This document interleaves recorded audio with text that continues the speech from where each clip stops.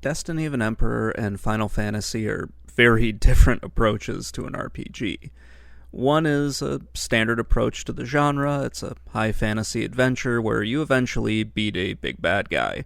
The other one is more grounded in reality. It's an alternate history take on the Romance of the Three Kingdoms.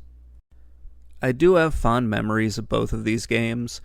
I played them both when I was a kid, just in very different ways. My brother and I borrowed Final Fantasy from one of our neighbors, and then much later I played Destiny of an Emperor on my computer after finding a ROM online. Most RPG fans know about Final Fantasy, whereas Destiny of an Emperor is a little bit more obscure. You need to really dig into the NES library in order to find it, and it's not exactly what most people are looking for when, they're looking for a retro RPG. Whereas Final Fantasy had multiple sequels released in the US, Destiny of an Emperor's sequels were never released outside of Japan. There isn't really too much more I can say about that, so let's get into the two games and see what both have to offer. These two games have a few similarities when it comes to gameplay, but that's really about it. They take different approaches to the RPG genre, and both of them can be a lot of fun. Their settings are a little bit similar, but Final Fantasy is a high fantasy game with a few science fiction elements to it, and Destiny of an Emperor is historical fiction or alternate history with no monsters or magic in the game. Going back to Final Fantasy really quick, it's a high fantasy RPG with a fairly dark setting. The player creates a party of 4 characters who then go on a quest to save a princess, restore the light to 4 orbs, and eventually defeat a final boss, which breaks a 2,000-year time loop and sets everything back to normal. It is actually a fairly standard RPG for the NES, and also for the time that it was released. Destiny of an Emperor is an alternate history of the Romance of the Three Kingdoms period of China.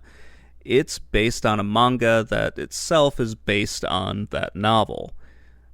The player takes control of the 5 tiger generals, and they try to unify China under Liu Bei. It's a pretty unique RPG that really isn't like anything else on the NES. There are a lot of differences between these two games, so let's go ahead and get into those really quick. While these are both turn-based RPGs, they take different approaches to their setting, the combat systems they use, and also the graphics. Both games, the player has to create a party of characters, but Destiny of an Emperor has a more unique approach to that system. Final Fantasy is less realistic and has more science fiction and high fantasy elements to it, so yeah, they're very different games for the most part. The combat systems are quite different.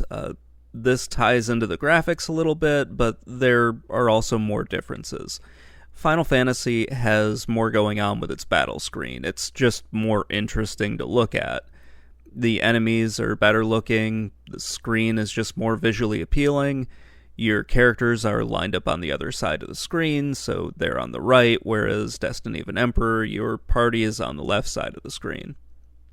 It's just very basic things that really separate these two games.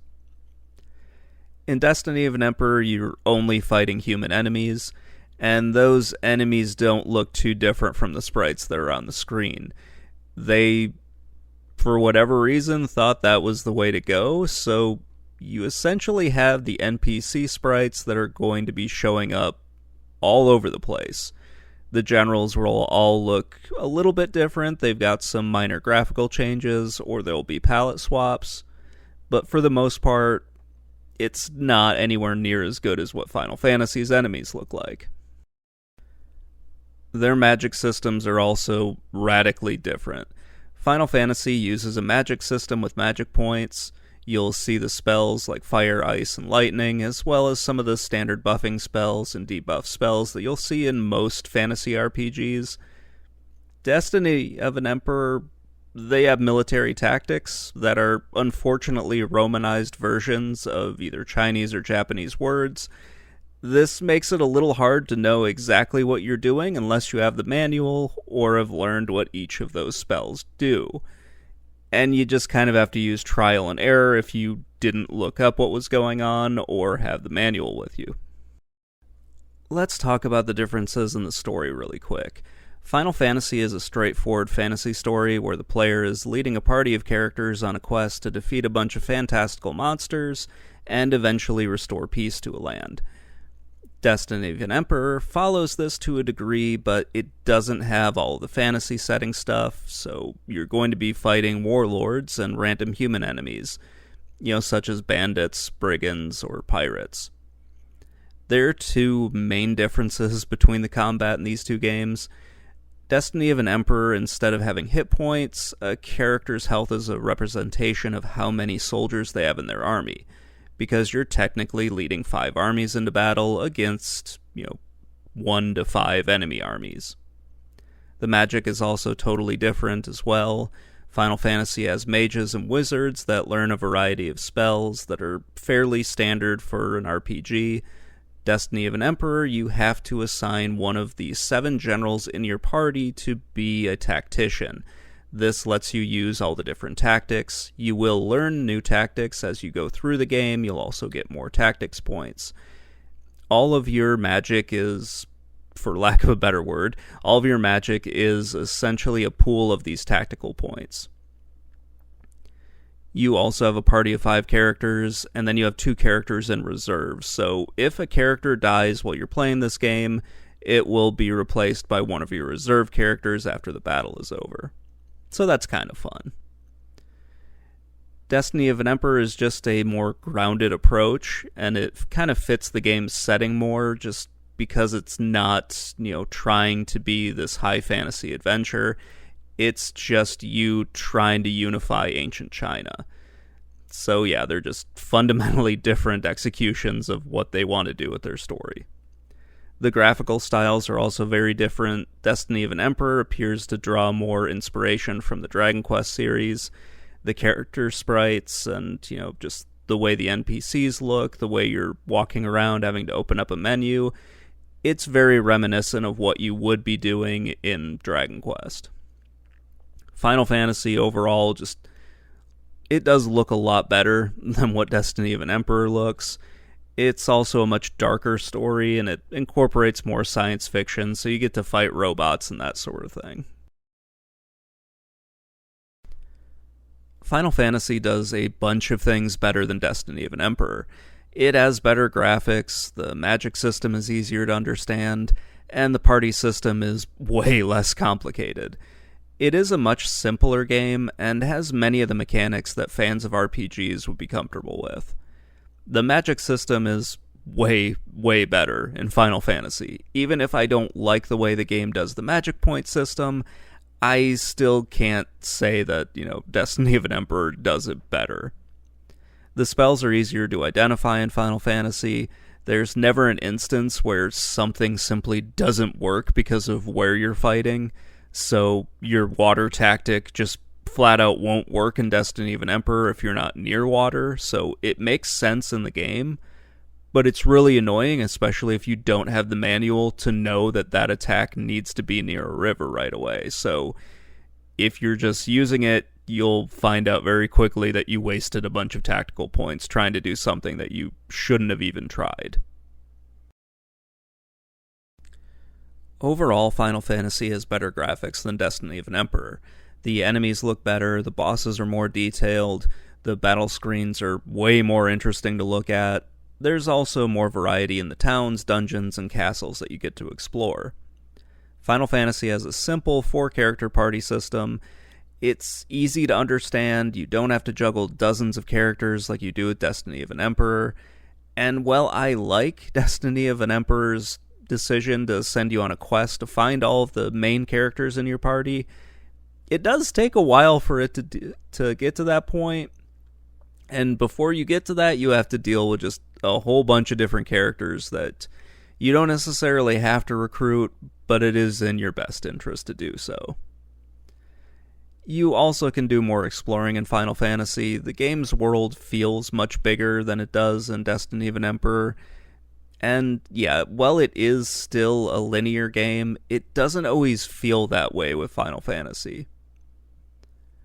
There are some things that I think Final Fantasy doesn't necessarily do better, and I'm going to get into those right now.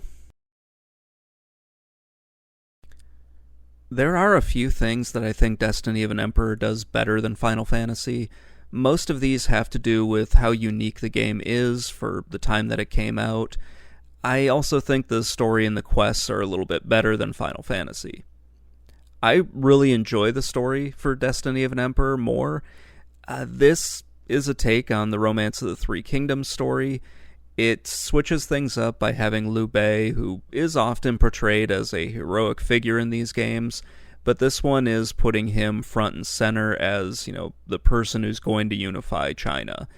And then it very quickly shuttles him off to just be the king, and then you're controlling just the 5 tiger generals, which is still pretty fun. I like that part of the story. It kind of makes me want to go and read the manga that this is based off of. The quests are a little more fun than in Final Fantasy. Part of this is because I enjoy what's happening in the game. It's a nice switch from the standard fantasy quest where you just have to go into a dungeon and find something and then come back. You have to go on a quest to find 3 of the 5 generals, so you have to find 3 party members who are going to be gaining levels alongside the 2 that you're given at the beginning of the game. I like that idea a lot more than just having your party right off of the beginning. It's kind of fun to do stuff like that. You also have a whole bunch of optional characters that you can pick up. You don't need to recruit every enemy general that you defeat, and in some cases you can't. It's just cool that they gave you that option, that you can, defeat an enemy general, recruit him to your side, and then not have to deal with him when you go to fight the boss character. It's a really cool twist to just what this whole game is doing. It's also kind of interesting that you have to appoint a tactician in order to use any of what's essentially your magic in this game.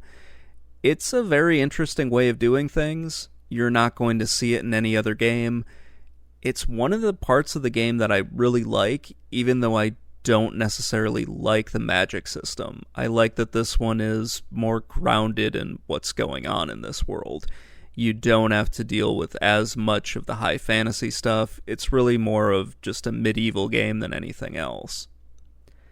I really can't think of anything else besides the party and the story that Destiny of an Emperor does better or that I like more than Final Fantasy.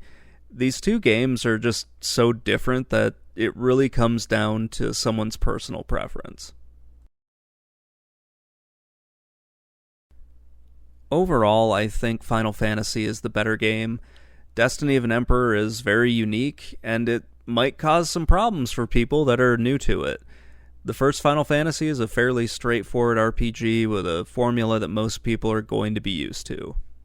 It has more creative enemies, it's easier to understand the game's magic system, there are fewer characters that you have to keep track of. The story isn't anything amazing at this point. I think most people who play RPGs have experienced something better than this, but it's still very entertaining. I also enjoy that it isn't all that linear. You do have some options to kind of tackle things in whatever order you want to. It's not too much, but you still have a degree of freedom in this that you don't have in Destiny of an Emperor. The combat screens are also much better than those in Destiny of an Emperor. This goes along with having more creative enemies, but there's also just more going on in Final Fantasy's battles. The graphics are also just overall better. The world map looks better, your characters look a little bit better.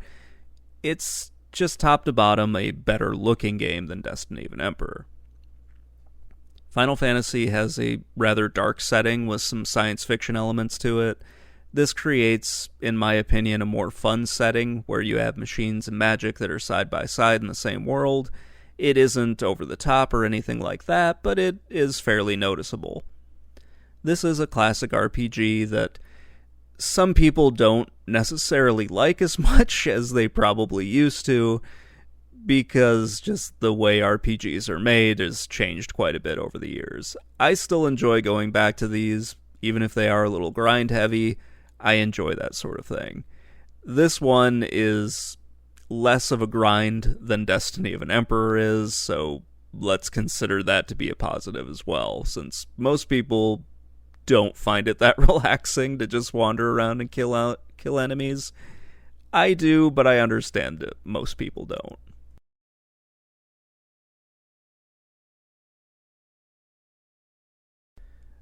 So which game would I rather play? I would rather play Destiny of an Emperor instead of the first Final Fantasy. Some of this comes down to nostalgia and my desire to just play something weird and different. As I've said before in a few videos, I do like the first Final Fantasy, but it's a game that I've played way too much over the years. It just feels a little stale at this point for me.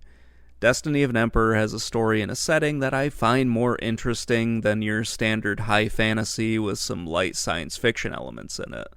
I also enjoy the gameplay more because the game has some pretty interesting ideas in it.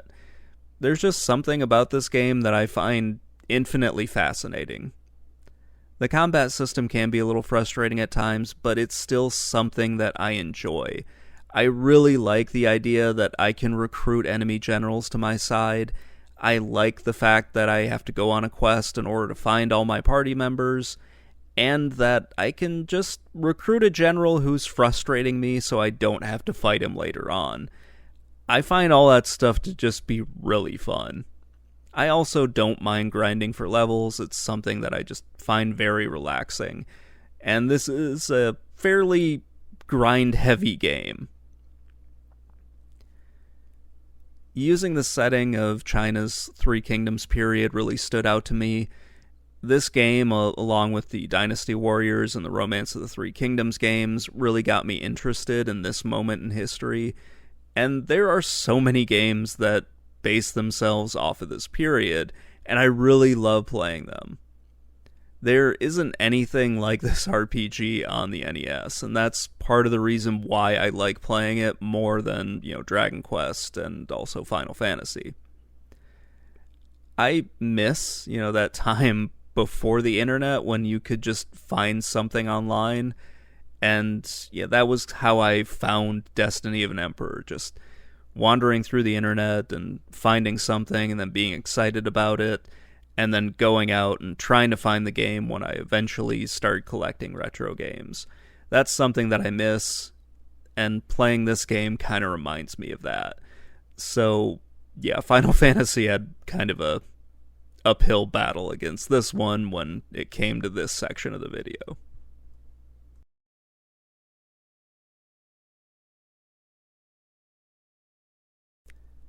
It is very hard to compare anything to Destiny of an Emperor because of how just different and weird it is. In this case, they are both RPGs, but they just have very different terms of what they want to do when it comes to gameplay, story, and setting.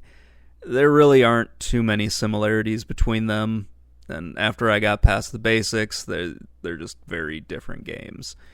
Between these two, I would rather play Destiny of an Emperor. It's also one of my favorite games on the NES, and just something very unique and weird. I wish Capcom had brought the sequels over to the US. Both of these are grind-heavy games, which is something that you could say about many RPGs from this period. They all kind of do that, but I can see how it would be frustrating to somebody coming into RPGs now, where many games don't force you to do that. Anyway, that's going to wrap things up. Let me know what you think in the comments below, and I will talk to you all later. Bye.